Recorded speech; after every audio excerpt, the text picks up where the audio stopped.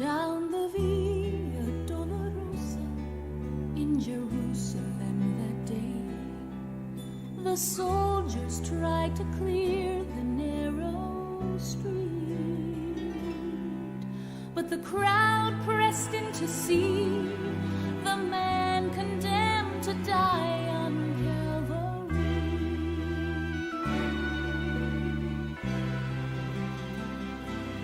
He was bleeding from a beating, there were stripes upon his back, and he wore a crown of thorns upon his head, and he bore with every step the scorn of those who cried out for his death. Down the Via Dolorosa, all the way of suffering, like a lamb came the Messiah, Christ the King.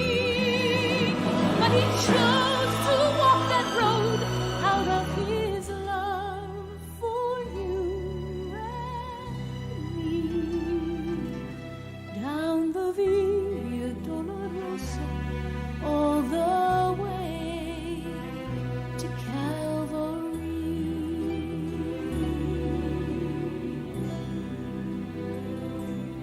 Por la Via Dolorosa, triste día en Jerusalén, los soldados le abrían paso a Jesús, mas la gente se acercaba para ver al que llevaba aquella cruz. Por la Via Dolorosa, que es la vía del dolor, como oveja vino Cristo, Rey y Señor, y fue Él quien quiso ir por su amor por ti.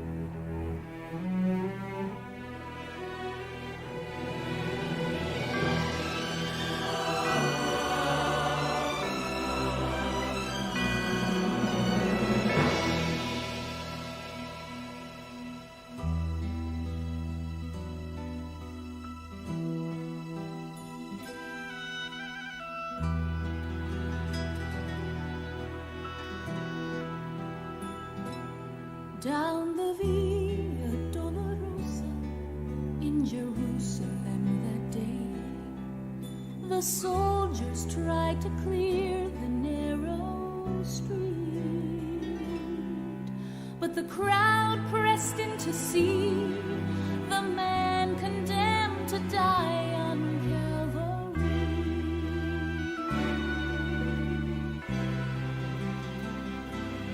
He was bleeding from a beating, there were stripes upon his back, and he wore a crown of thorns upon his head, and he bore with every step the scorn of those who cried out for his death. Down the Via Dolorosa, all the way of suffering, like a lamb came the Messiah, Christ the King.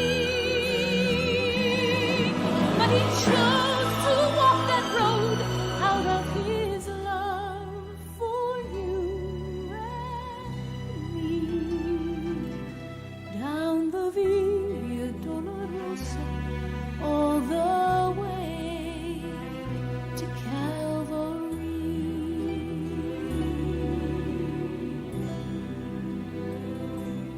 Por la Via Dolorosa, triste día en Jerusalén, los soldados le abrían paso a Jesús, mas la gente se acercaba para ver al que llevaba aquella cruz. Por la Via Dolorosa, que es la vía del dolor, como oveja vino Cristo, Rey Señor, y fue Él quien quiso ir por su amor, por ti, por mí, por la Via Dolorosa al Calvario y a morir. The blood that would cleanse the souls of all men made its way to the heart of Jerusalem.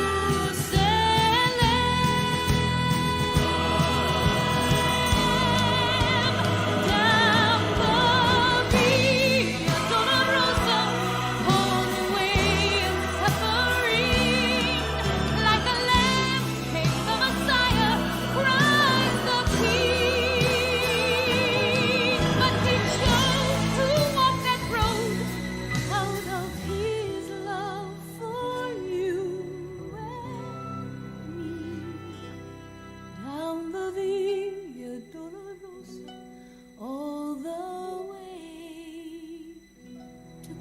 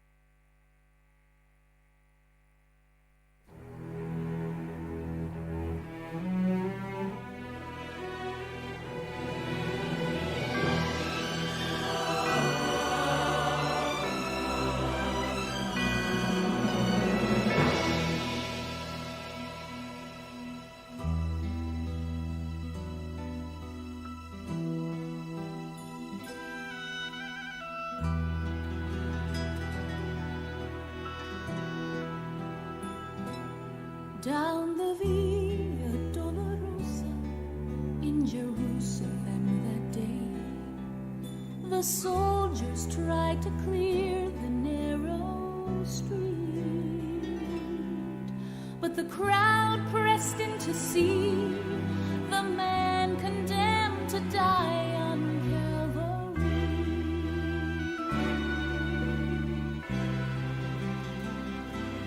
He was bleeding from a beating, there were stripes upon his back, and he wore a crown of thorns upon his head, and he bore with every step the scorn of those who cried out for his death. Down the Via Dolorosa, all the way of suffering, like a lamb came the Messiah, Christ the King. But he chose to walk that road out of his love for you and me. Down the Via Dolorosa, all the way to Calvary.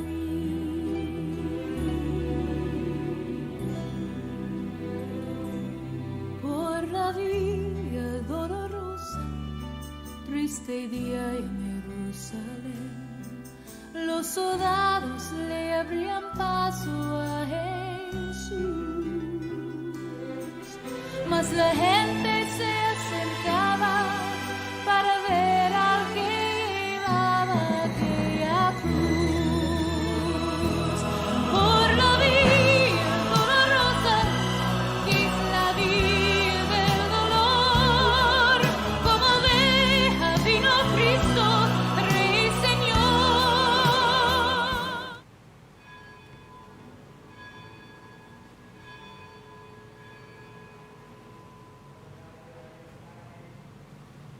Telah berdiri dan berdoa untuk doa malaikat Tuhan. Dalam nama Bapa dan Putra dan Roh Kudus. Amin. Maria diberi kabar oleh malaikat Tuhan, maka ia mengandung dari Roh Kudus.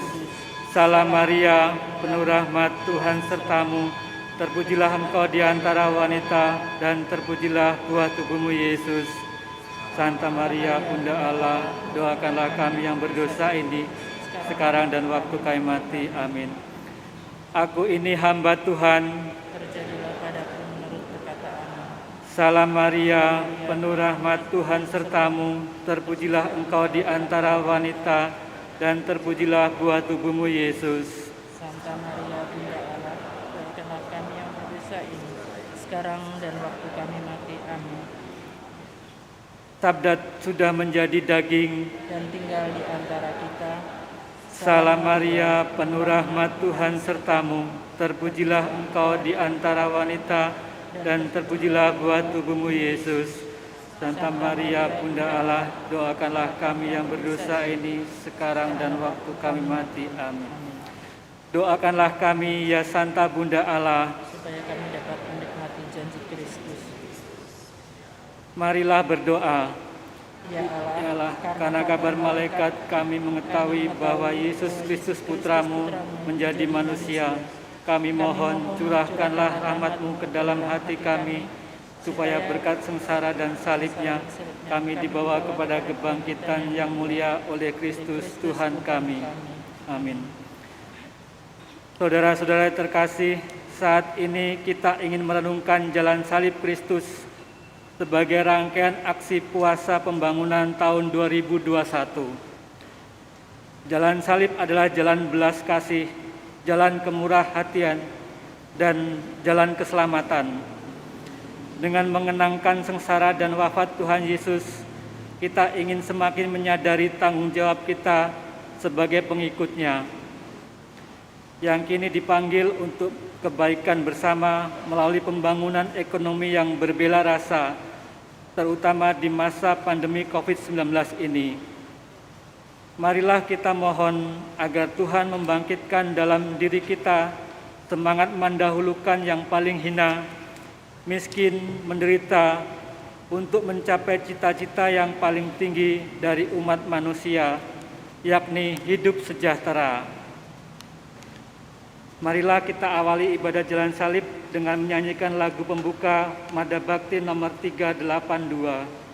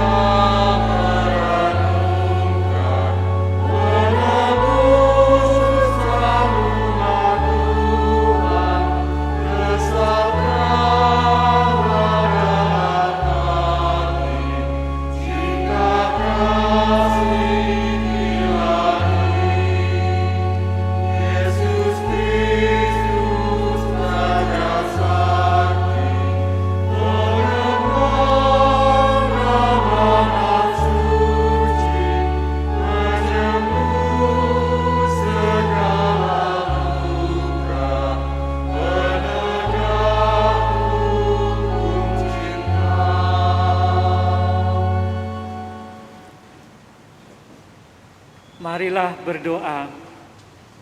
Allah Bapa yang Maha Rahim dan Maha Belas Kasih, kami ingin merenungkan dan menghayati karya penebusan yang telah dilaksanakan Putra Tunggal-Mu melalui misteri perjalanan salibnya. Maka berkenankanlah kami menapaki jalan salib Putra-Mu itu agar kami mampu menyadari dan meneladan semangat pengorbanannya dengan terlibat secara aktif dalam usaha mencapai kebaikan bersama, seperti misi yang diemban oleh Yesus Kristus sendiri, mendekati dan memiskini Bapa, menolong yang menderita dengan mendatangkan tahun rahmat kesejahteraan bagi semua orang. Sebab Dialah Tuhan dan pengantara kami, kini dan sepanjang segala masa. Amin.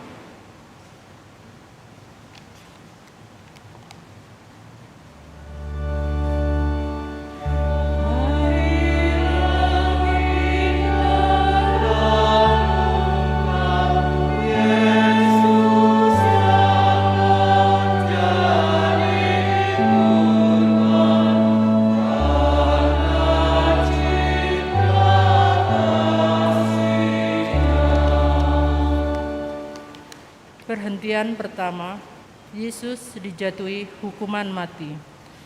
Kami menyembah Dikau ya Tuhan dan bersyukur kepada-Mu. Sebab salib kecil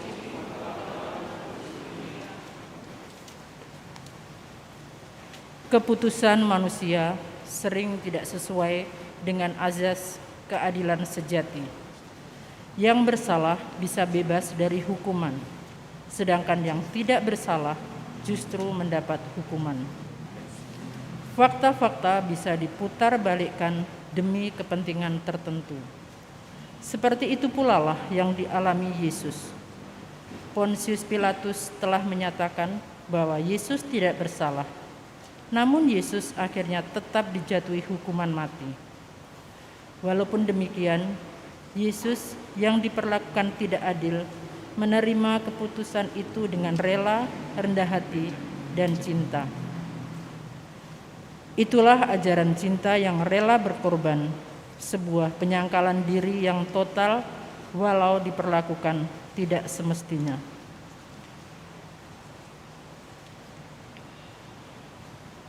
Marilah kita berdoa. Ya Tuhan Yesus, Engkau menerima hukuman mati demi belas kasih-Mu yang tak terperi bagi kami pendosa yang tidak tahu malu dan tidak tahu diri. Namun kami tidak Engkau hukum, malahan Kau ampuni. Ajarilah kami menghayati cinta yang rendah hati dan rela berkorban, serta keberanian untuk menyangkal diri dalam mengikuti jalan salib-Mu. Amin. Ya Yesus, ajarilah kami melaksanakan kehendak-Mu, agar setia dan tekun mengabdi Engkau dan sesama. Kami.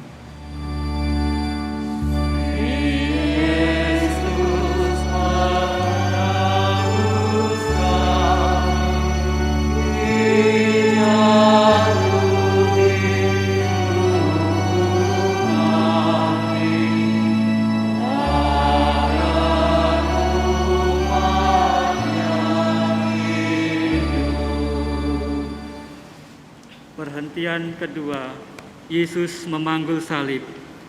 Kami menyembah Dikau ya Tuhan dan bersyukur kepadamu.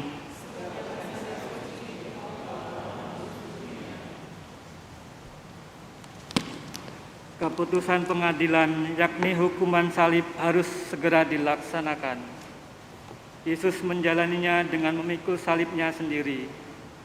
Salib lambang kehinaan yang nanti jadi tumpuan tahtanya, menjadi tanda tindakan solidaritas dan rasa senasib dan berbela rasa terhadap derita seluruh umat manusia. Inilah ajaran cinta tentang kesetiakawanan ajaib dari Allah yang kudus, yang ingin jadi sahabat manusia yang berdosa.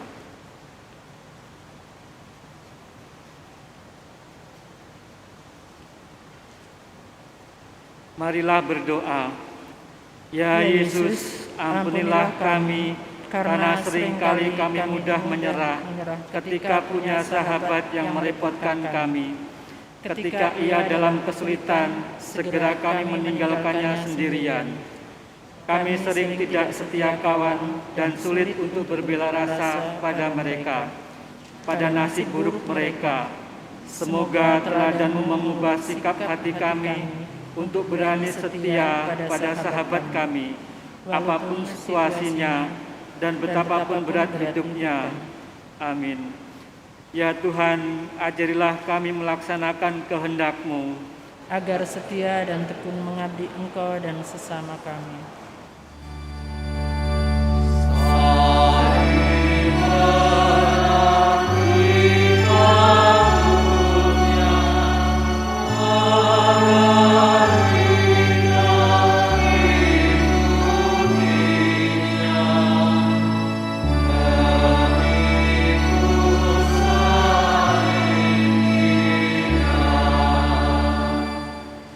Perhentian ketiga, Yesus jatuh pertama kali di bawah salib.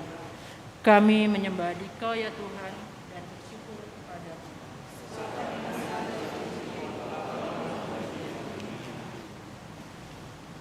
Dengan segera kelelahan mendera tubuh Yesus. Kekuatan fisiknya sudah mulai menurun. Sementara jalan menuju puncak Kalvari semakin menanjak. Beban salib yang begitu berat menindih pundaknya. Yesus jatuh pertama kalinya di bawah salib. Namun Yesus sadar bahwa ia harus melanjutkan tugasnya. Ia pun segera bangkit dan kembali memikul salibnya. Inilah teladan semangat pantang menyerah. Inilah ajaran cinta yang teguh dan tak goyah oleh derita, sakit, dan sengsara.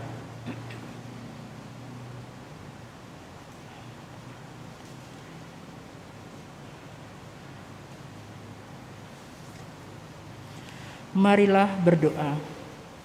Ya Yesus, ampunilah kami, karena seringkali kami tidak berani segera bangkit ketika jatuh ke dalam dosa. Berilah kami daya kekuatan-Mu, agar kami pun berani segera bangkit dari keterpurukan dan kelalaian kami dalam menjaga dan menghormati nilai-nilai kemanusiaan sejati, terutama dengan berbela rasa pada mereka yang menderita sengsara di sekitar kami. Amin. Ya Yesus, ajarilah kami melaksanakan kehendak-Mu, agar setia dan tekun mengabdi Engkau dan sesama kami.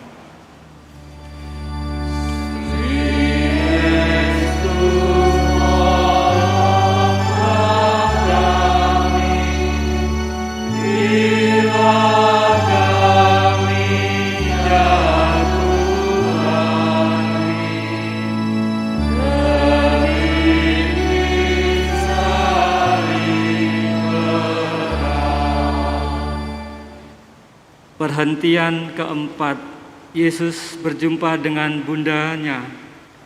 Kami menyembah Dikau ya Tuhan dan bersyukur kepadamu.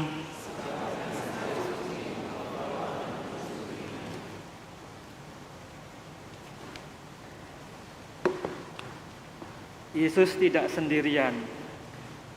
Bapa di surga memberi jalan ia bertemu bundanya. Pertemuan yang sangat menggetarkan karena dua hati kudus yang tertikam tombak dan bilah pedang menjadi bukti derita Sang Ilahi. Pertemuan dua tatapan mata yang penuh kesempurnaan dalam kasih suci. Pertemuan anak Allah dengan ibu lemah lembut, pemberi tubuh rapuh, insaninya. Seakan Maria berkata, "Engkau pasti kuat, anakku." Dan seakan Yesus menjawab, "Ibu, aku tahu engkau selalu ada di dekatku." Dua hati dari dua hamba yang taat kepada kehendak Allah telah menyatu. Pertanda aliran rahmat penebusan segera tiba dan tidak mungkin ditarik kembali. Itulah penghiburan surgawi yang paling didambakan umat manusia yang terus bergulat dengan derita dan maut karena sulit untuk setia dan taat.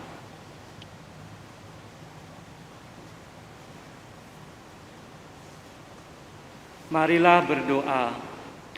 Ya Yesus, ampunilah kami yang seringkali tidak setia dan taat, walau hanya karena kesesakan kecil dalam hidup. Bundamu Maria telah mengajari kami bagaimana bersatu dengan penderitaanmu.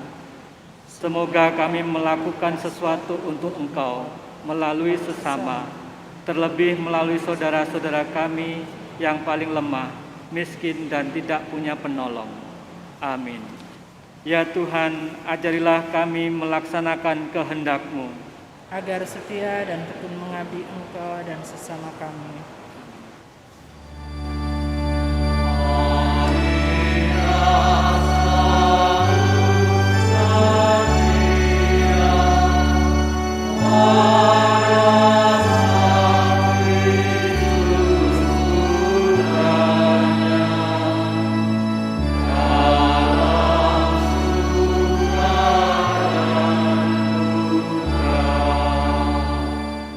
Perhentian kelima, Yesus ditolong Simon dari Kirene.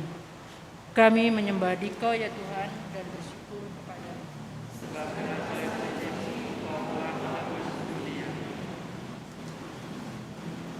Tenaga Yesus sudah terkuras habis. Ia tidak mungkin lagi tetap berjalan memanggul salib. Maka Simon dari Kirene dipaksa oleh para serdadu untuk menolong Yesus memanggul salibnya. Simon tak bisa menghindar, namun nasib yang hina itu menjadi jalan baginya beroleh rahmat dekat Tuhan. Inilah ajaran supaya kita tidak malu punya Mesias yang dihina, sebab disitulah letak jalan kemuliaan bagi yang ikut hukum kasih Kristus.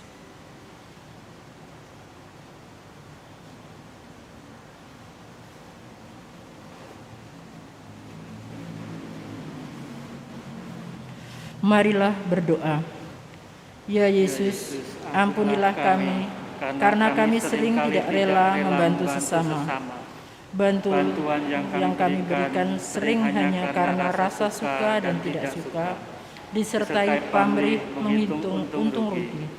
Gerakkanlah hati kami, agar kami mampu membantu sesama kami dengan kasih yang tulus dan sempurna dalam membangun hidup yang berbela rasa, untuk mencapai kesejahteraan bersama. Amin. Ya Yesus, ajarilah kami melaksanakan kehendak-Mu, agar setia dan tekun mengabdi Engkau dan sesama kami.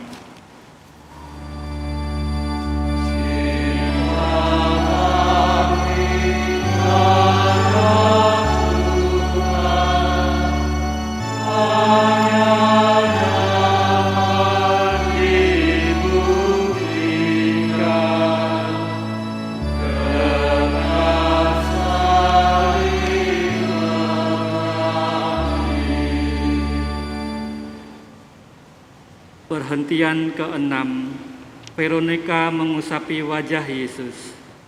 Kami menyembah Dikau ya Tuhan dan bersyukur kepada-Mu.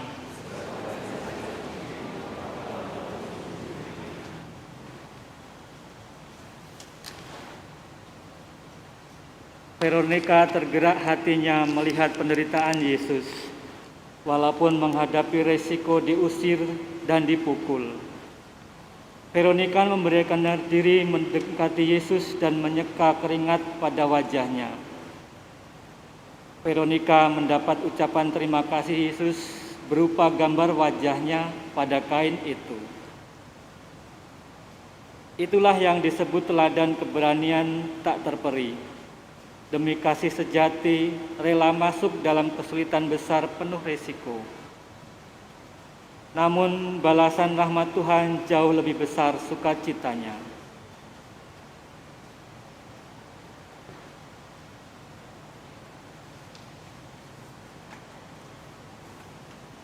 Marilah kita berdoa. Ya Yesus, ampunilah kami, karena seringkali kami tidak memiliki hati bernyali untuk menolong orang lain, karena tak berani ambil risiko. Gerakkanlah hati kami, karena kami pun ingin mencontoh Veronika, agar berani mengambil keputusan untuk tetap mengulurkan tangan bagi penderitaan orang lain, apapun resikonya, terlebih dalam rangka aksi puasa dan tobat kami. Amin. Ya Yesus, ajarilah kami melaksanakan kehendak-Mu, agar setia dan tekun mengabdi Engkau dan sesama kami.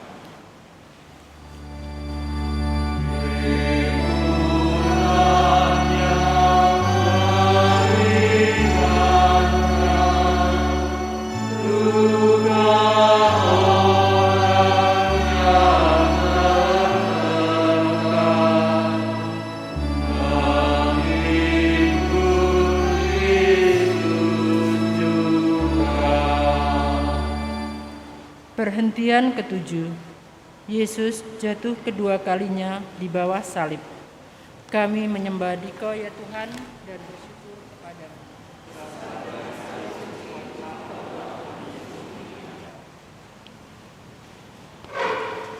Pertolongan Simon dari Kirene hanya untuk sementara. Maka Yesus harus kembali memikul salib yang berat itu. Dengan segera, kondisi tubuhnya kembali menurun. Yesus jatuh kedua kalinya, lebih menyedihkan dari yang pertama. Namun demi cinta sejati pada Bapa dan kepada manusia yang ingin ditebusnya, Ia berusaha tidak berhenti sebelum tuntas misi sucinya, mencintai manusia sehabis-habisnya. Itulah teladan kasih yang berkanjang sampai akhir. Itulah korban yang dipersembahkan sampai habis demi kita semua.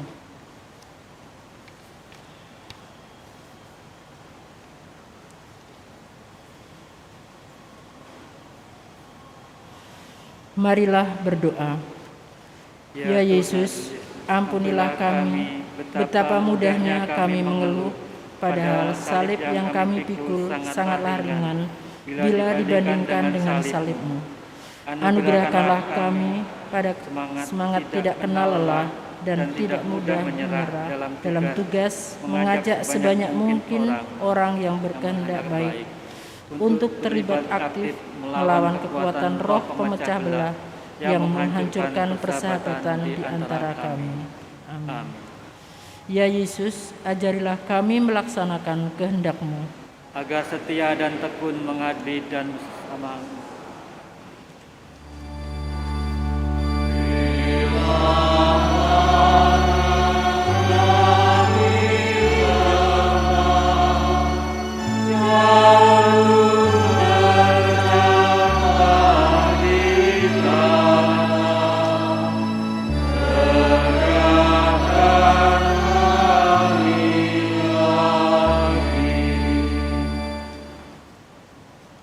Perhentian ke-8, Yesus menghibur perempuan-perempuan yang menangisinya.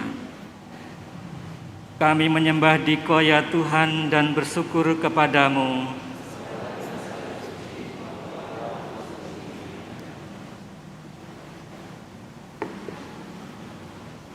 Perjalanan salib Yesus sungguh menggugah hati banyak orang, terutama kaum perempuan. Hati mereka mudah tersentuh dan menangis namun tidak dapat berbuat banyak. Tetapi Yesus malah menghibur dan menasihati mereka agar jangan menangisi dirinya, melainkan menangisi diri dan anak-anak mereka sendiri. Sebab bagi Yesus, mereka dan kitalah yang butuh pertolongan dan keselamatan akibat dari dosa dan kesalahan dalam memahami kehendak Tuhan. Derita Sang Penebus adalah silih yang paling layak bagi hukuman yang seharusnya ditimpakan pada kita manusia. Itulah ajaran mulia dari Yesus bahwa Ia lebih menghargai karya belas kasih dan amal bakti daripada kata-kata dan air mata kesedihan dan keharuan.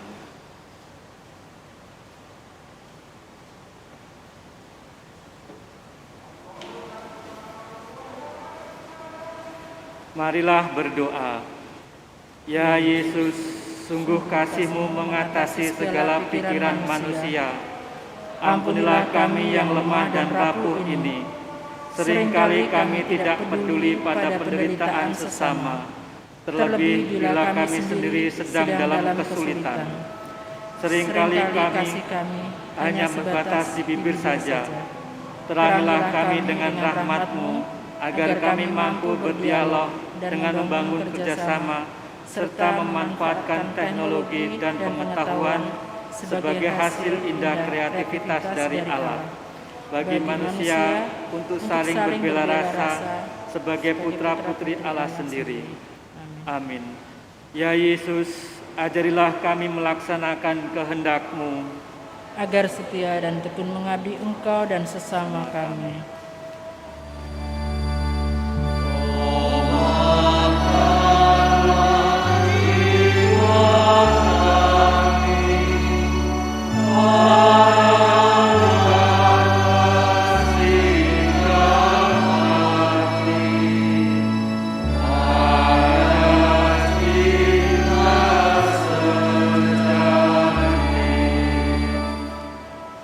Perhentian ke-9, Yesus jatuh ketiga kalinya di bawah salib.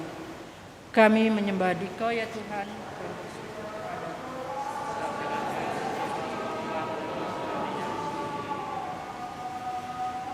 Sisa-sisa tenaga Yesus tidak mungkin lagi menyangga beban salib yang berat itu.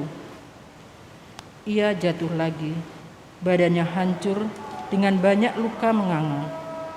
Darah segar bercucuran di sekujur tubuhnya bercampur peluh. Tetapi untuk ketiga kalinya ia bangkit lagi. Ia teruskan berjalan memanggul salib walau semakin tertatih-tatih, karena semakin beratnya beban dari dosa-dosa manusia. Inilah perjuangan dan kerja dari daya cinta yang menghidupkan. Semangat berani mati demi kehidupan mulia segenap penghuni semesta.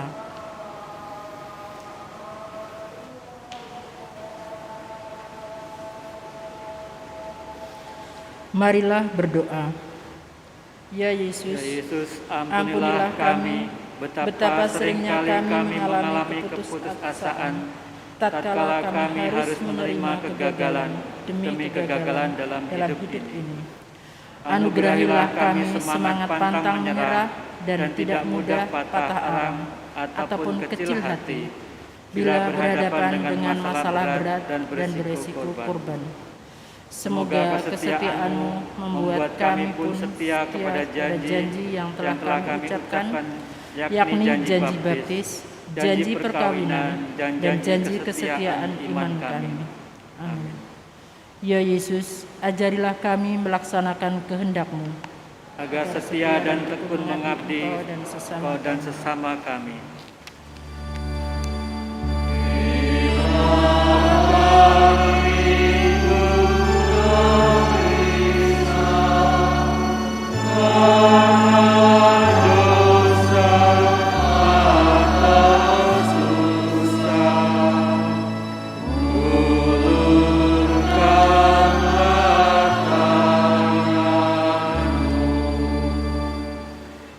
Perhentian ke-10, pakaian Yesus ditanggalkan.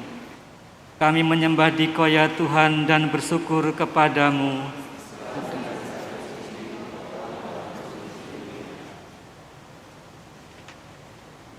Penderitaan yang ditimpakan pada Yesus bukan hanya penyiksaan badan, tetapi juga penyiksaan batin. Yesus dimalukan di hadapan orang banyak, pakaian penutup badannya pun ditanggalkan.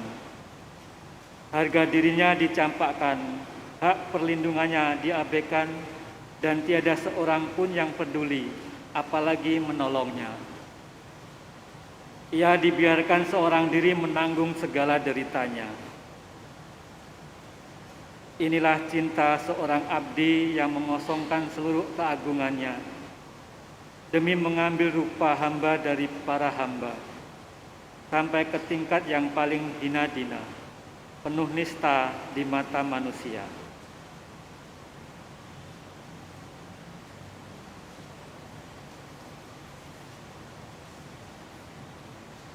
Marilah berdoa. Ya Yesus, ampunilah kami, karena seringkali kami pun menelanjangi sesama kami dengan menceritakan kejelekannya dan menghakiminya. Bantulah kami ya Tuhan, membersihkan mata hati kami dari balok iri dengki, dendam dan kebencian, agar kami mampu memiliki kejernihan hati melihat segala sesuatu, sehingga kami mampu menerima segala kelebihan dan kekurangan, perbedaan sebagai kekayaan dan keindahan, membentuk kebersamaan dan persahabatan kami sebagai satu bangsa manusia. Amin. Ya Yesus, ajarilah kami melaksanakan kehendak-Mu, agar setia dan tekun mengabdi Engkau dan sesama kami.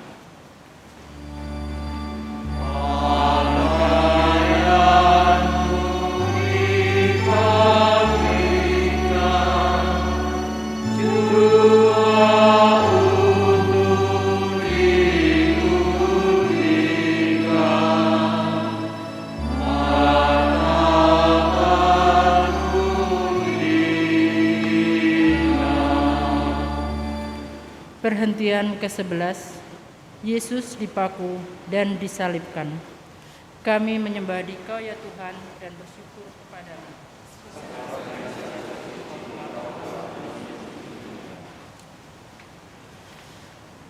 Penderitaan Yesus kian memuncak. Tanpa rasa iba dan kasihan, para serdadu memaku tangan dan kakinya pada palang penghinaan. Setiap palu diayunkan menempa paku, darah segar bercucuran dari nadi-nadi Yesus, pertanda bahwa sakrat maut semakin dekat menjemput. Yesus yang terkulai tak berdaya berdoa bagi mereka. Bapa, ampunilah mereka, karena mereka tidak tahu apa-apa dan tidak tahu apa yang mereka perbuat. Itulah teladan pengampunan yang sejati, tak pernah memperhitungkan kesalahan orang, tidak menghitung untung rugi dalam kebaikan, dan tetap berdoa bagi mereka yang telah menghina dan mengutuk serta menganiaya Dia.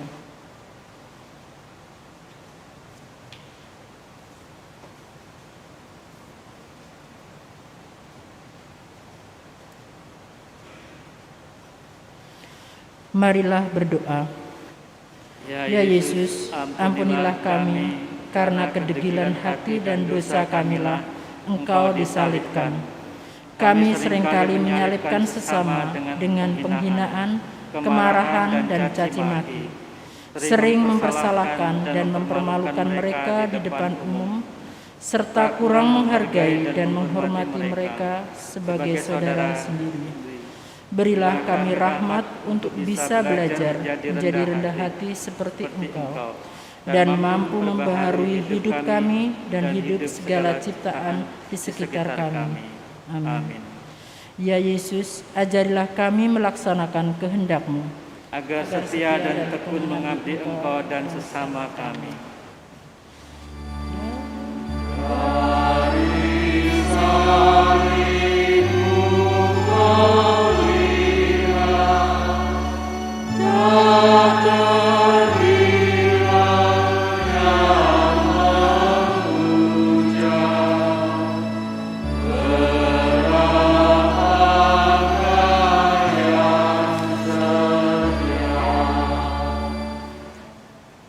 perhentian ke-12, Yesus wafat di kayu salib.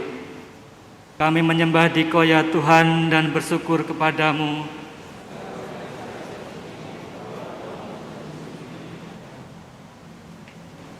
Kelelahan selama memikul salib, tekanan, penderitaan jasmani dan rohani yang tak terperikan, cucuran darah yang mengalir saat paku menembus tangan dan kakinya, ditambah lagi kesengsaraan selama 3 jam tergantung di atas salib. Semua itu mengakhiri secara total kekuatan tubuh jasmani Yesus. Kira-kira pukul 3 sore Yesus wafat. Biji gandum harus jatuh ke tanah dan mati. Semesta menjadi sunyi dalam duka karena wafat Sang Ilahi.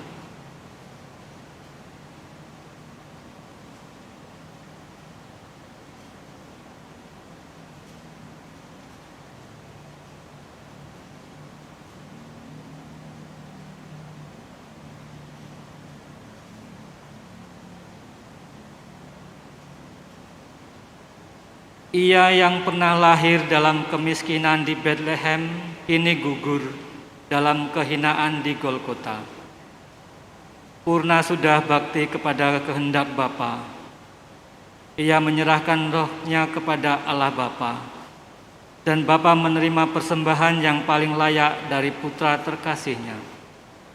Sang kebenaran memenuhi janji suci.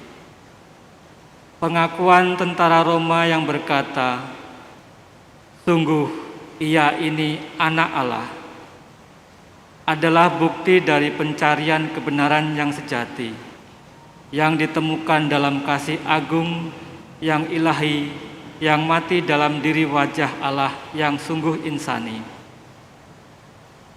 Tak akan ada cinta ilahi dirasakan oleh manusia tanpa yang ilahi menjadi sama dan menderita dengan yang insani, taat sampai mati, bahkan mati di kayu salib. Marilah berdoa. Ya Yesus, ampunilah kami, begitu besar kasih-Mu kepada kami. Engkau telah memberikan hidup-Mu untuk silih bagi dosa-dosa kami. Bantulah agar kami dapat menghayati dan mewujudkan nilai-nilai Injil-Mu tanpa kenal lelah, terutama dalam mewujudkan kepenuhan kasih Allah di bumi dan persahabatan universal antara seluruh ciptaan dengan Engkau, Sang Putra Pencipta sendiri, serta demi pemulihan segenap alam dalam kerusakannya yang sudah amat berkepanjangan. Amin. Ya Yesus, ajarilah kami melaksanakan kehendak-Mu.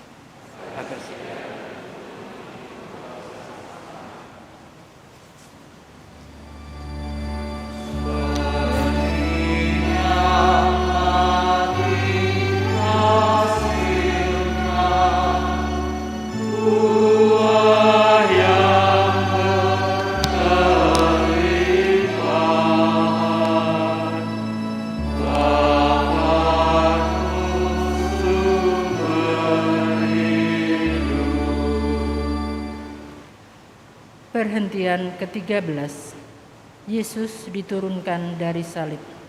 Kami menyembah Dikau ya Tuhan dan bersyukur kepadamu.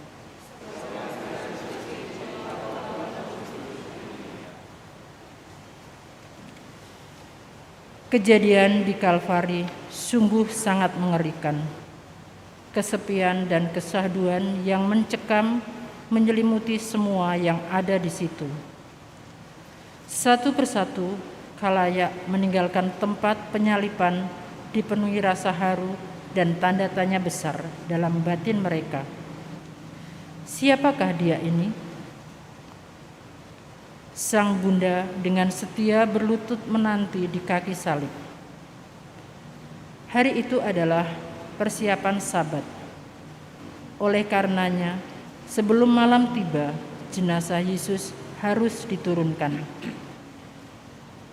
Yusuf dari Arimatea meminta Pilatus untuk mengizinkannya memakamkan jenazah Yesus. Maka jenazah Yesus diturunkan dari salib, kemudian diserahkan kepada Bunda Maria. Untuk terakhir kalinya, jenazah Yesus yang penuh luka itu didekap dan dipangku oleh Bunda Maria dengan duka dan cinta yang menembus hati. Namun dengan keteguhan iman dan semangat taat pada Allah, Bunda Maria tetap tabah dan percaya. Inilah satu-satunya jalan untuk menyelamatkan umat manusia yang juga amat Ia kasihi melalui putranya sendiri yang telah Ia lahirkan ke dunia ini.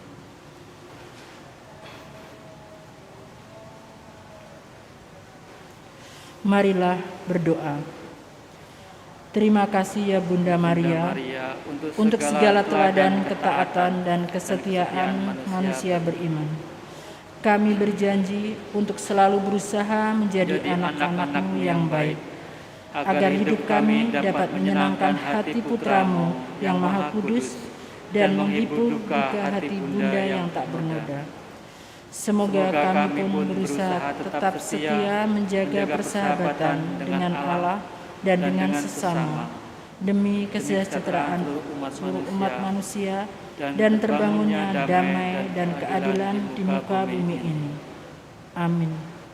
Ya Yesus, ajarilah kami melaksanakan kehendak-Mu, agar setia dan tekun mengabdi Engkau dan sesama kami.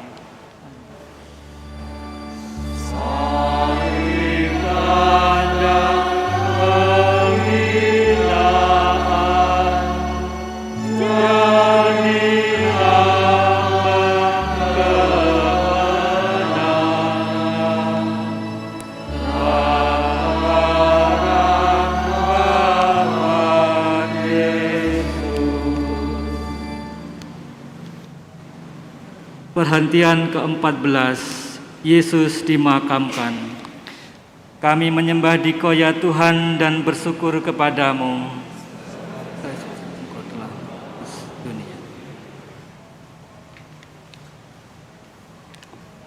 Yusuf dari Arimatea memakamkan jenazah Yesus pada kubur batu miliknya.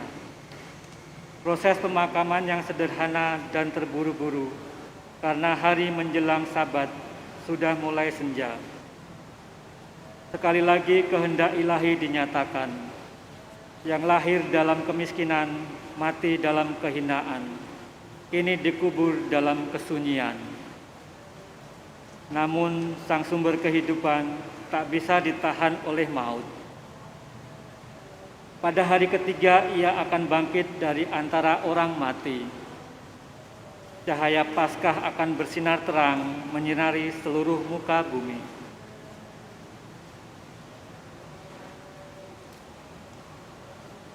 Marilah berdoa. Ya Yesus, Engkau telah melaksanakan kehendak Bapa secara sempurna. Engkau telah mengorbankan diri-Mu demi menyelamatkan umat manusia. Engkau telah wafat dengan cara yang sangat hina demi menyucikan umat manusia dan membebaskannya dari belenggu dosa. Engkau telah mengubah salib dari lambang kehinaan menjadi lambang kemenangan.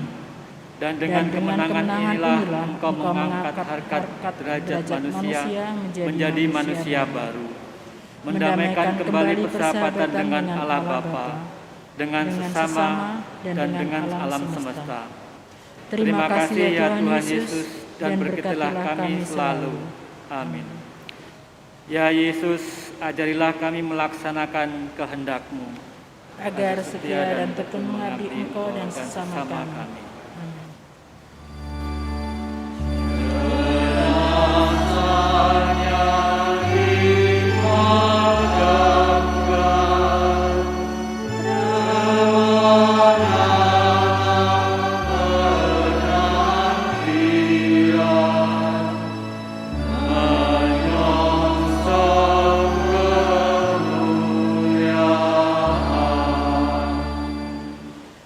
Marilah berdoa.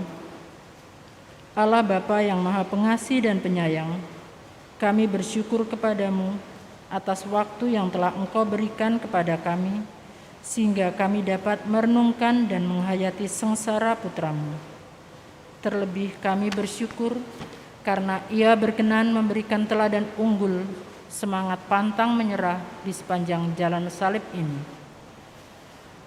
Tumbuhkanlah dan teguhkanlah iman kami untuk meneladan Dia sebagai perwujudan nyata belas kasih dan kerahiman-Mu.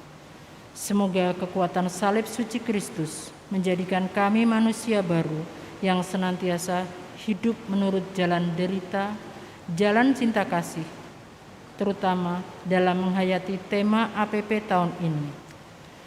Membangun ekonomi yang berbela rasa, semakin bertobat, semakin solider, demi kesejahteraan semua orang.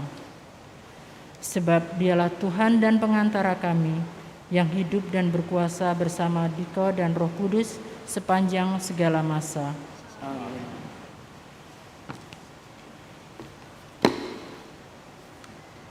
Kita lanjutkan dengan Misa Kudus dengan menyanyikan lagu pembukaan dari Mada Bakti nomor 365.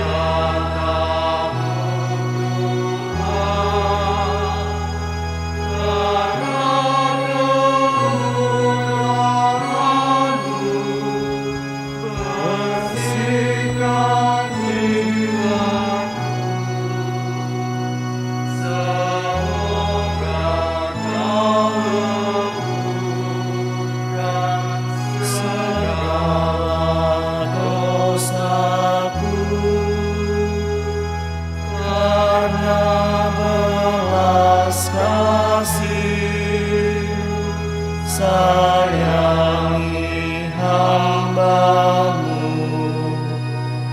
semoga Dikau rela bersihkan jiwaku.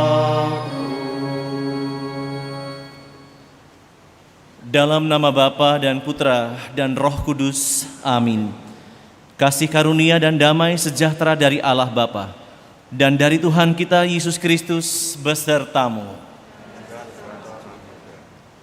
Saudara-saudari terkasih, marilah kita mengakui semua kelemahan kedosaan kita di hadapan Allah.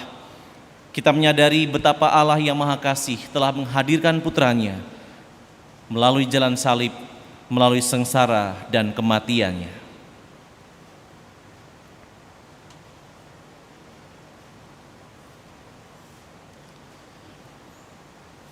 Tuhan Yesus Kristus, Engkau diutus menyembuhkan orang yang remuk redam hatinya. Tuhan, kasihanilah kami. Engkau datang memanggil orang yang berdosa. Kristus, kasihanilah kami. Engkau duduk di sisi Bapa sebagai pengantara kami.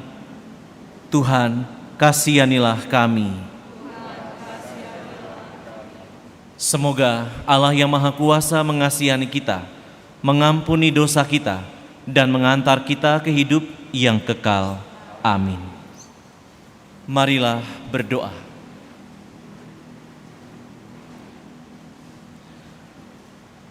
Allah Bapa di surga, tuntunlah kami umat-Mu, agar kami terus bertekun dalam mati raga selama masa Prapaskah ini, sehingga kami menghasilkan buah bagi keselamatan jiwa-jiwa. Demi Yesus Kristus Putra-Mu, Tuhan pengantara kami, yang bersama Dikau dalam persekutuan Roh Kudus, hidup dan meraja, kini dan sepanjang segala masa. Amin.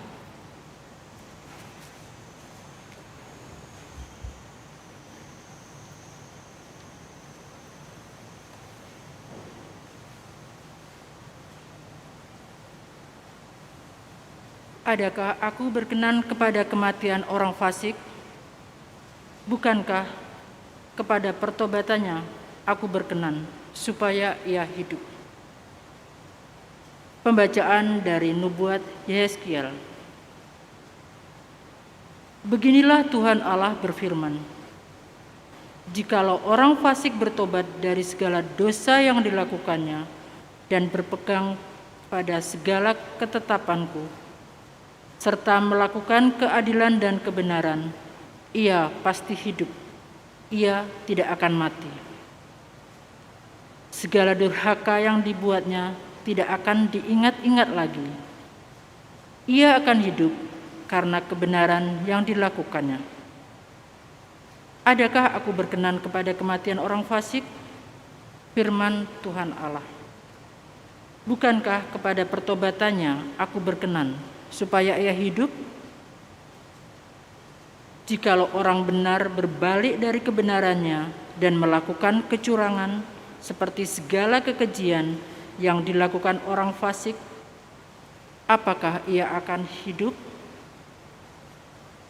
Segala kebenaran yang dilakukan tidak akan diingat-ingat lagi. Ia harus mati karena ia berubah setia dan karena dosa yang dilakukannya. Tetapi kamu berkata, tindakan Tuhan tidak tepat. Dengarlah dulu, hai kaum Israel. Adakah tindakanku yang tidak tepat, ataukah tindakanmu yang tidak tepat? Kalau orang benar berbalik dari kebenarannya dan melakukan kecurangan sehingga ia mati, ia harus mati karena kecurangan yang dilakukannya. Sebaliknya, kalau orang fasik bertobat dari kefasikannya yang dilakukannya dan ia melakukan keadilan dan kebenaran, ia akan menyelamatkan nyawanya. Ia insaf dan bertobat dari segala durhaka yang dibuatnya, maka ia pasti hidup, ia tidak akan mati. Demikianlah sabda Tuhan. Syukur kepada Allah. Mazmur tanggapan dengan referen, jika engkau mengingat-ingat kesalahan ya Tuhan, siapakah yang dapat tahan? Jika engkau mengingat-ingat kesalahan ya Tuhan, siapakah yang dapat tahan? Dari jurang yang dalam aku berseru kepadamu ya Tuhan. Tuhan, dengarkanlah suaraku. Biarlah telingamu menaruh perhatian kepada suara permohonanku. Mazmur. Jika engkau mengingat-ingat kesalahan ya Tuhan, siapakah yang dapat tahan? Jika engkau mengingat-ingat kesalahan ya Tuhan, siapakah yang dapat tahan? Tetapi padamu ada pengampunan, maka orang-orang takwa kepadamu. Jika engkau mengingat-ingat kesalahan ya Tuhan, siapakah yang dapat tahan?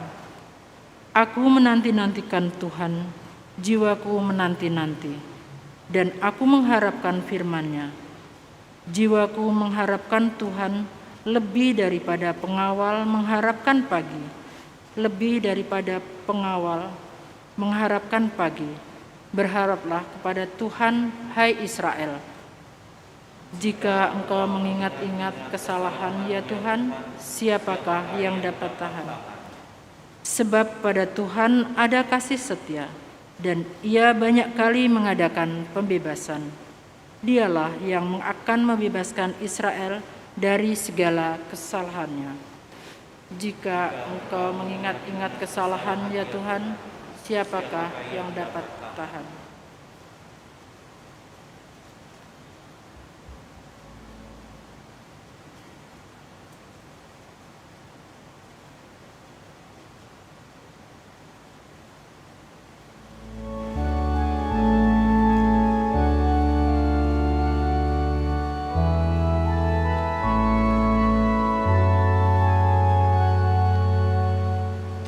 Terpujilah Kristus Tuhan, Raja mulia dan kekal.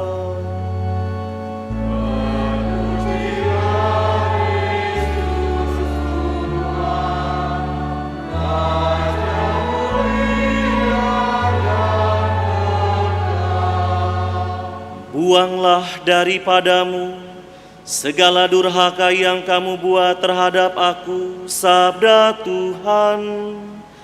Dan perbaharuilah hati serta rohmu. Terpujilah Kristus Tuhan, Raja mulia dan kekal. Tuhan sertamu. Inilah Injil Yesus Kristus menurut Matius. Dimuliakanlah Tuhan.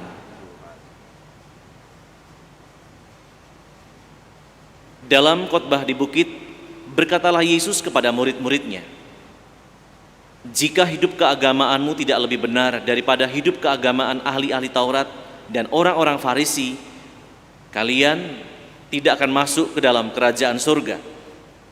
Kalian telah mendengar apa yang difirmankan kepada nenek moyang kita, jangan membunuh.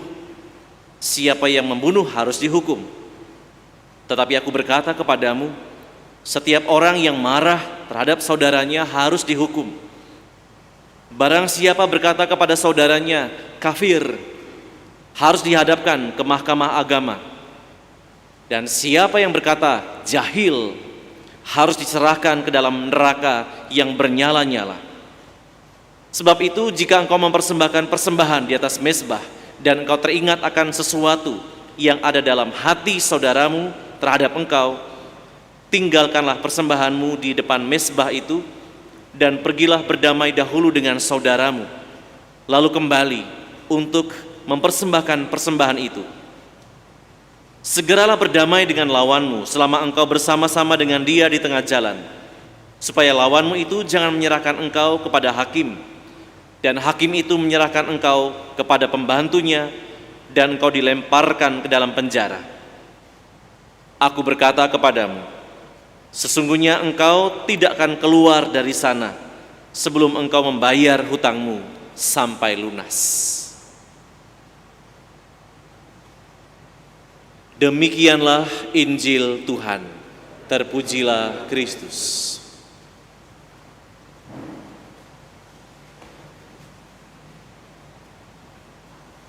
Saudari-saudara terkasih, saya tidak membuat renungan, tetapi seperti bulan kitab suci, bulan Advent, saya ingin menyampaikan katekese pendek. Nah, kali ini berkaitan dengan perayaan Prapaskah, salah satunya adalah Jalan Salib. Jalan Salib ini sudah diurutkan dari yang pertama sampai ke-14. Tetapi kita tidak pernah tahu, mungkin sebagian dari kita tidak tahu bagaimana peristiwa Jalan Salib itu menjadi yang seperti sekarang ini. Saya sedikit menyampaikan saja katekese ini. Dulu, setelah Tuhan Yesus wafat, para muridnya mulai berkarya. Dan di antara orang-orang Yahudi yang ada waktu itu, sebagian mulai menjadi pengikut Yesus. Tapi belum disebut Kristen. Itu baru terjadi setelah waktu-waktu yang agak panjang. Mereka masih menjadi Kristen tapi diam-diam. Karena mereka juga tidak berani dengan saudaranya yang Yahudi. Nah, karena cara hidup mereka dalam berdoa itu agak berbeda, maka mereka disingkirkan dari sinagoga. Dan itulah sebabnya mereka mulai berdoa di tempat-tempat yang sunyi, yang sepi, yang tidak diketahui. Yang kemudian di bagian lain kita mengenal adanya namanya katakombe atau makam atau gua atau lubang di bawah tanah yang dipakai untuk berdoa, jauh dari agama Yahudi, terlebih pada zaman pemerintahan Romawi. Nah, maka sekali lagi karena cara beribadah mereka sudah mulai berbeda, maka mereka disingkirkan oleh saudara-saudaranya yang Yahudi. Nah, setelah pemerintahan Romawi berkuasa makin besar, kurang lebih tahun 70 Masehi atau setelah Tuhan Yesus wafat dan naik ke surga, orang-orang yang ada di Yerusalem, khususnya di kota Yerusalem, akhirnya mereka itu diusir. Tidak hanya orang Kristen, tapi juga orang-orang Yahudi. Nah, orang-orang dari Romawi ini mengusir terutama orang-orang Kristen karena mereka dianggap sebagai anggota dari kelompok pengkhianat atau pembelot. Tahun 70 mereka melarikan diri ke negara-negara atau ke bangsa-bangsa tetangganya. Nah, akibat serangan dari kota Roma ini, dari serangan Roma ini, hancurlah Yerusalem. Maka kalau kita sekarang mendengar ada salah satu tembok ratapan, itu juga bagian dari serangan kota Roma, tembok ratapan. Juga hancur bait suci, bangunan yang paling dibanggakan orang-orang Yahudi. Serangan pertama belum seberapa, serangan kedua jauh lebih parah. Tahun 135 Roma melancarkan serangan kedua, dan setelah semua dibabat habis, barulah kemudian dibangun kota yang baru di Yerusalem di atas puing-puing itu, dan mendirikan beberapa kuil untuk penghormatan kepada dewa-dewi. Nah, sesudah semua orang Yahudi diusir dari Yerusalem, juga dilarang, kota itu dikuasai oleh orang-orang Roma. Dengan sendirinya semua orang Yahudi kemudian dan orang Kristen meninggalkan kota itu dengan sendirinya tanpa kecuali, karena sekali lagi bentuk fisik mereka berbeda dengan orang Roma. Maka ketahuan kalau seandainya mereka itu meskipun pakai pakaian, sangat ketahuan. Nasib orang-orang Kristen baru berubah. Biasanya kan dikejar-kejar ya. Waktu Saulus juga dikejar-kejar. Kemudian tentara Roma mengejar-ngejar. Orang-orang Kristen baru menjadi lebih baik kehidupannya pada awal abad keempat, ketika Kaisar Konstantinus menjadi Kaisar Roma. Konstantinus membela, melindungi orang-orang Kristen karena ibunya Santa Helena, yang juga mengingatkan tentang Yesus, orang yang pernah dihukum mati karena dianggap bersalah padahal tidak bersalah. Itu Santa Helena. Maka Konstantinus menjadi pelindung pertama orang-orang Kristen. Nah, sejak ia menjadi penguasa pertama, maka orang-orang Kristen mulai menampakkan dirinya, mulai muncul ke permukaan, kembali ke kota Yerusalem dengan aman. Dan di sana, di Yerusalem itu, Konstantinus juga mendirikan gereja pertama, gereja yang paling megah pada zaman itu. Tidak ada yang mengalahkan. Itu dipersembahkan untuk Yesus. Dan gereja itu dibangun di tempat Tuhan Yesus disalibkan dan juga tempat Tuhan Yesus dimakamkan. Jadi gereja yang pertama itu yang di sana. Dan kemudian gereja-gereja itu dikonsekrasi atau diberkati tahun 335. Tidak lama sesudah itu, kota Yerusalem dan tempat-tempat yang pernah dikunjungi Tuhan Yesus, Bunda Maria dan para rasul mulai diziarahi. Bukan dijarahi ya, diziarahi oleh umat-umat Kristen. Untuk apa? Untuk mengenang kembali tempat atau peristiwa di mana mereka pernah mendengar bahwa Tuhan Yesus pernah berkarya, pernah mengalami situasi-situasi derita. Maka mereka mengunjungi tempat-tempat itu. Tapi sekali lagi belum beraturan. Pokoknya kunjungan sana, kunjungan sini gitu aja. Yang penting ngunjungin gitu. Pada hari Kamis Putih, para peziarah dan umat Kristen yang tinggal di Yerusalem berkumpul di Taman Zaitun. Taman itu belum berubah, taman itu belum berpindah. Maka karena mereka tahu tempat itu tempat Yesus berdoa, maka mereka mengunjungi tempat itu bersama-sama. Nah, disitulah mulai peziarahan kebersamaan. Setelah di Taman Zaitun, mereka para peziarah mulai berbondong-bondong bersama-sama mengenang jalan sengsara Yesus. Dengan menyusuri jalan dari Taman Getsemani menuju Bukit Golgota. Itulah ziarah pertama kali atau jalan salib pertama kali dari Taman Zaitun ke Bukit Golgota, belum yang lain-lain. Mula-mula tidak ada perhentian, pokoknya jalan saja. Sama seperti kalau kita itu berziarah, ya jalan saja, tidak ada perhentian-perhentian, doa-doa, pokoknya jalan saja. Rute yang ditempuh dalam rangka jalan salib itu kemudian berubah-ubah dari waktu ke waktu. Ada yang mulai dari sini, dari sana, dan sebagainya, berubah-ubah. Malahan masing-masing kelompok umat menawarkan sejumlah perhentian berbeda-beda dan menetapkannya pada lokasi yang berbeda pula. Contoh sederhananya adalah kalau Bapak Ibu yang pernah ikut dalam tur ziarah ke Yerusalem, turnya ini itu berbeda-beda mulainya. Ada yang mulai dari tempat ini lalu ke sini, ke sana, ada yang mulai dari tempat ini lalu ke sini, itu berbeda-beda tergantung turnya. Kurang lebih seperti itu. Tidak ada urutan yang jelas. Pada abad ke-11 dan sampai dengan abad 13, demi merebut tempat-tempat suci dari tangan bangsa-bangsa yang menduduki tanah suci, umat Kristen melancarkan serangkaian perang yang kita kenal dengan perang salib. Jadi ada tanah-tanah tertentu yang dikuasai oleh bangsa tertentu, dan demi mengambil kembali tempat bersejarah itu, maka diadakan perang yang dikenal dengan crusade atau perang salib. Kita tahu dengan kelompok siapa perang salib ini diadakan, ya, itu sejarah. Untuk apa? Merebut kembali daerah-daerah yang pernah dikunjungi Tuhan Yesus. Sejak saat itulah mulai ditunjuk sejumlah tempat yang berhubungan dengan jalan salib. Antara lain mulai pintu gerbang yang dilalui Yesus pada saat ia keluar dari Yerusalem menuju Golgota, karena Golgota itu di luar kota Yerusalem. Kemudian istana Herodes, kemudian tempat Pilatus mengadili Yesus, tempat Yesus disalibkan, lubang tempat berdirinya salib Yesus, lokasi makam Yesus, tempat Yesus menyapa perempuan-perempuan Yerusalem yang menangisinya, tempat Yesus berjumpa dengan ibunya, dan beberapa peristiwa lain, termasuk Simon dari Kirene tadi.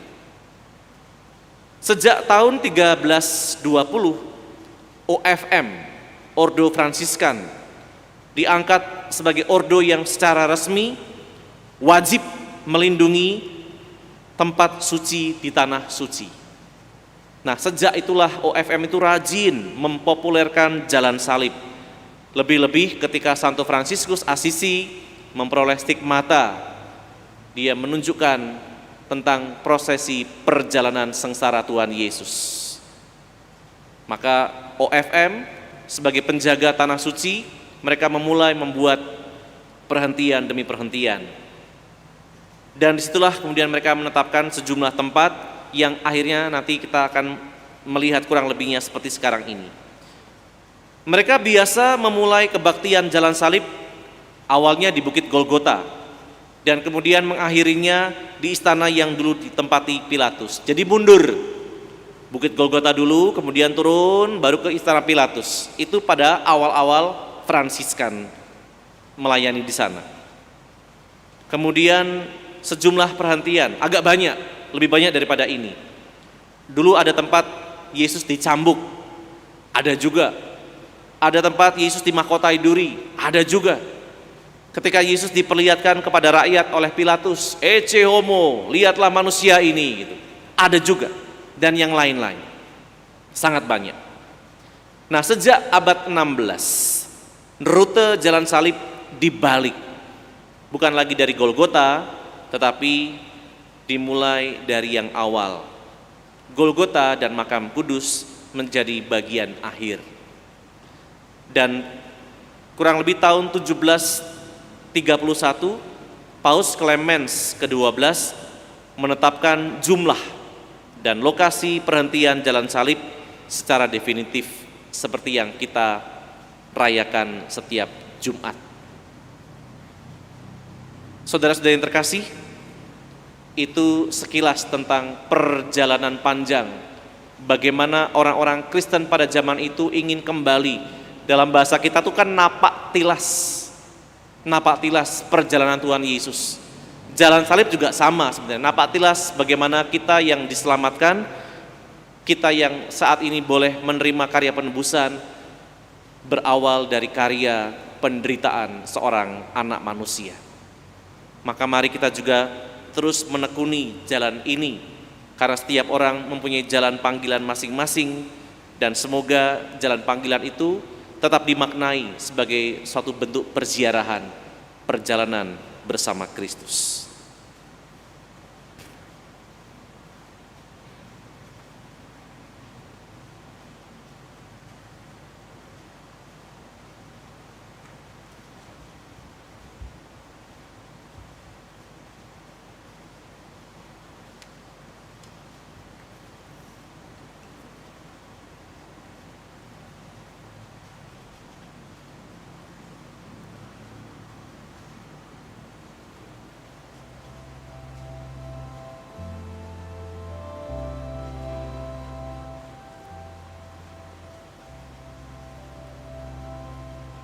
Terpujilah Engkau Tuhan Allah semesta alam, sebab dari kemurahan-Mu kami menerima roti yang kami siapkan ini.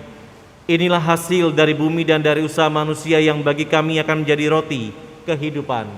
Terpujilah Allah selama-lamanya.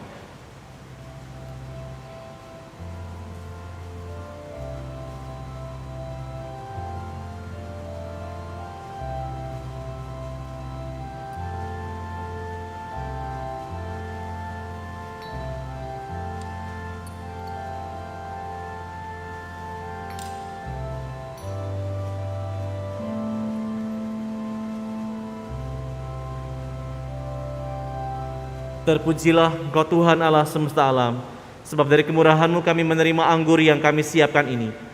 Inilah hasil dari pohon anggur dan dari usaha manusia yang bagi kami akan menjadi minuman rohani.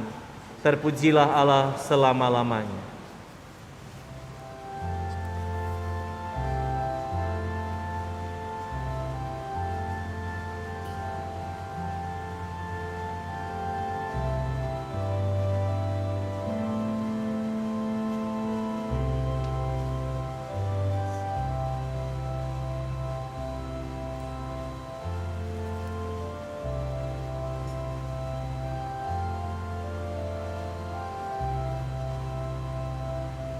Saudari-saudara yang terkasih, berdoalah supaya persembahanku dan persembahanmu berkenan kepada Allah Bapa yang Maha Kuasa. Semoga persembahan ini diterima demi kemuliaan Tuhan dan keselamatan kita, serta seluruh umat Allah yang kudus. Allah Bapa Maha Setia, terimalah kurban persembahan ini. Damaikanlah kami denganmu, dan pulihkanlah keselamatan kami berkat kuasa dan rahmat-Mu. Demi Kristus Tuhan, pengantara kami. Amin. Tuhan sertamu.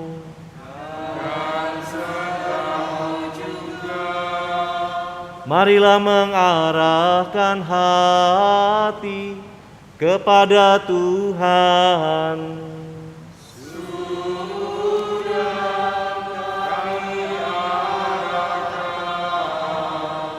Marilah bersyukur kepada Tuhan Allah kita.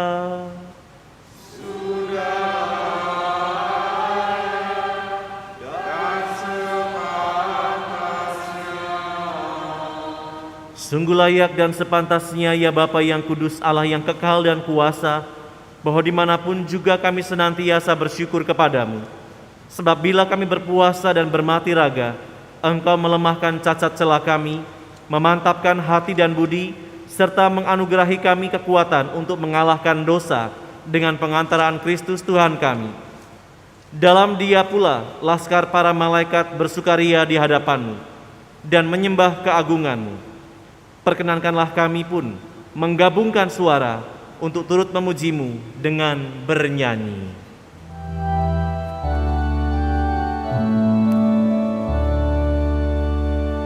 Kudus, kuduslah Tuhan Allah segala kuasa. Surga dan bumi penuh kemuliaan-Mu.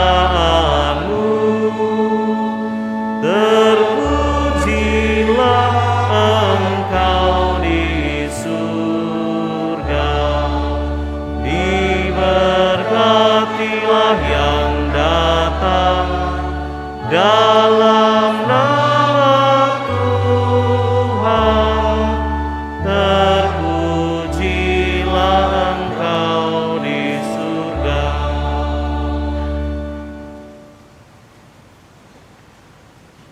Sungguh kuduslah Engkau ya Bapa, sumber segala kekudusan. Maka kami mohon, kuduskanlah persembahan ini dengan pencurahan Roh-Mu, agar bagi kami menjadi tubuh dan darah Putra-Mu terkasih Tuhan kami Yesus Kristus. Ketika akan diserahkan untuk menanggung sengsara dengan rela, Yesus mengambil roti, mengucap syukur kepadamu, lalu memecah-mecahkan roti itu dan memberikannya kepada murid-muridnya seraya berkata, "Terimalah dan makanlah. Inilah tubuhku yang diserahkan bagimu."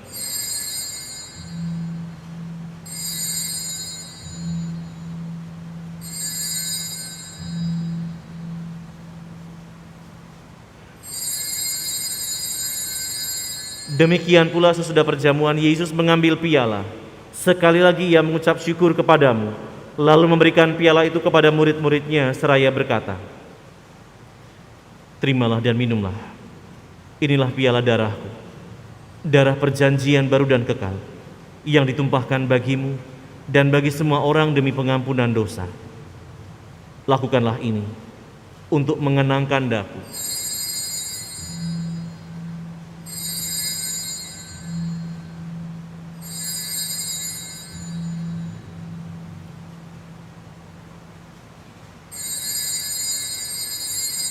Marilah mewartakan harapan iman kita. Kristus telah wafat, Kristus telah bangkit, Kristus akan kembali. Sambil mengenangkan wafat dan kebangkitan Kristus, kami persembahkan kepadamu ya Bapa, roti kehidupan dan piala keselamatan. Kami bersyukur sebab kami Engkau anggap layak menghadap Engkau dan berbakti kepadamu. Kami mohon agar kami yang menerima tubuh dan darah Kristus dihimpun menjadi satu umat oleh Roh Kudus. Bapa, perhatikanlah gereja-Mu yang tersebar di seluruh bumi.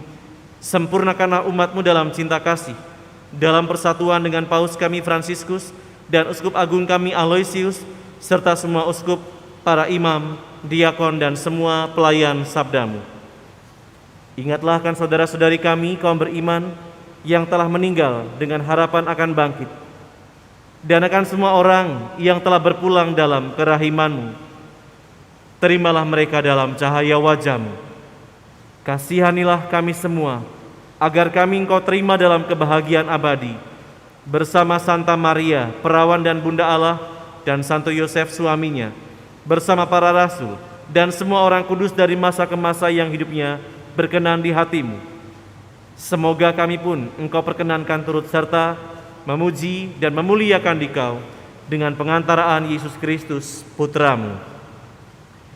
Dengan pengantaraan Kristus, bersama Dia dan dalam Dia, bagi-Mu Allah Bapa yang Maha Kuasa, dalam persekutuan dengan Roh Kudus, segala hormat dan kemuliaan sepanjang segala masa.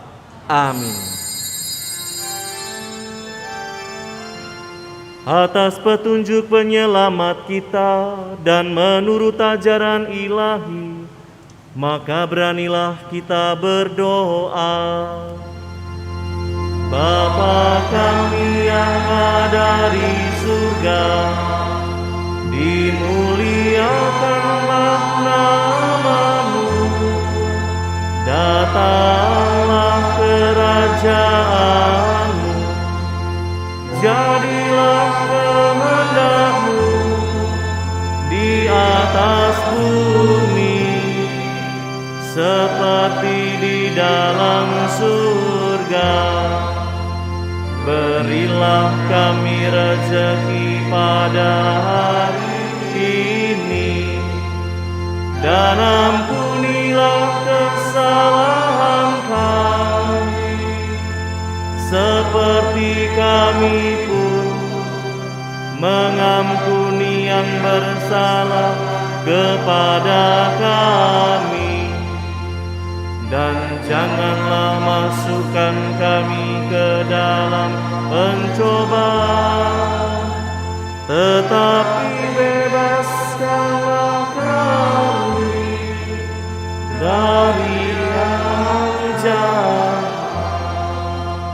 Ya Bapa, bebaskanlah kami dari segala yang jahat, dan berilah kami damai-Mu. Kasihanilah dan bantulah kami, supaya selalu bersih dari noda dosa, dan terhindar dari segala gangguan, sehingga kami dapat hidup dengan tenteram, sambil mengharapkan kedatangan penyelamat kami, Yesus Kristus. Sebab Engkaulah Raja yang mulia dan berkuasa untuk selama-lamanya. Tuhan Yesus, melalui jalan salib, Engkau menjadi silih bagi keselamatan kami, agar kami yang rapuh dan berdosa ini memperoleh damai yang sejati di dalam Engkau. Maka ya Tuhan, jangan memperhitungkan dosa kami, tetapi perhatikanlah iman gereja-Mu, dan restuilah kami supaya hidup bersatu dengan rukun sesuai dengan kehendak-Mu, sebab Engkaulah pengantara kami kini dan sepanjang masa.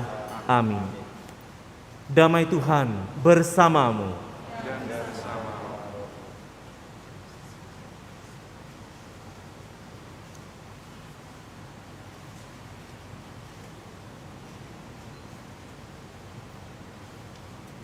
Anak domba Allah yang menghapus dosa dunia, kasihanilah kami. Anak domba Allah yang menghapus dosa dunia, kasihanilah kami. Anak domba Allah yang menghapus dosa dunia, berilah kami damai.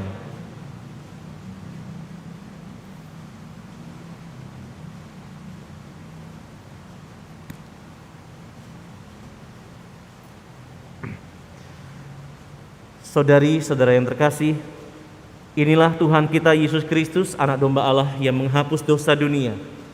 Berbahagialah kita yang malam ini diundang ke perjamuannya. Ya Tuhan, saya tidak pantas Tuhan datang kepada saya, tetapi bersabdalah saja, maka saya akan sembuh.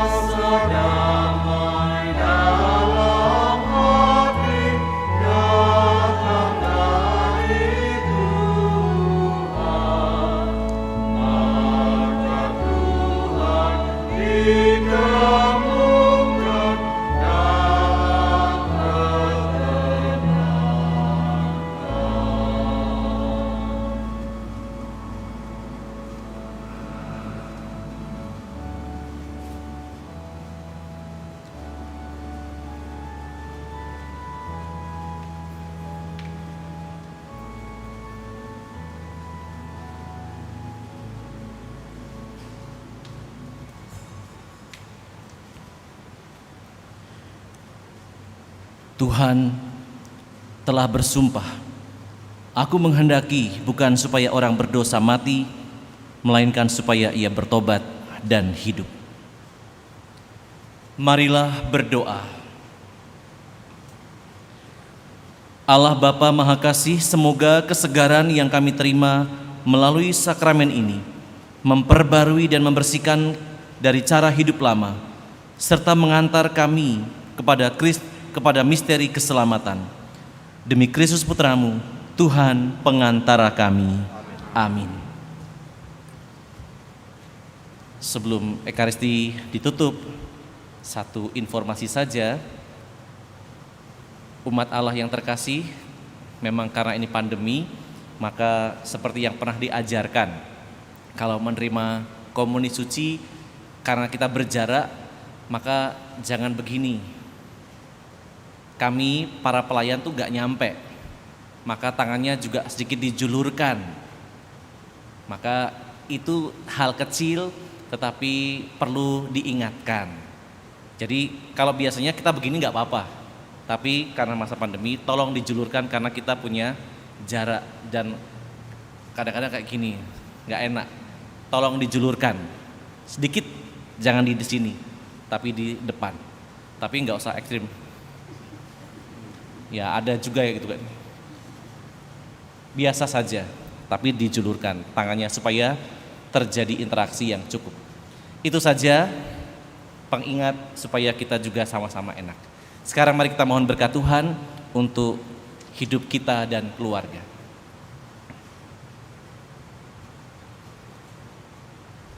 Tuhan sertamu. Dan sertamu juga.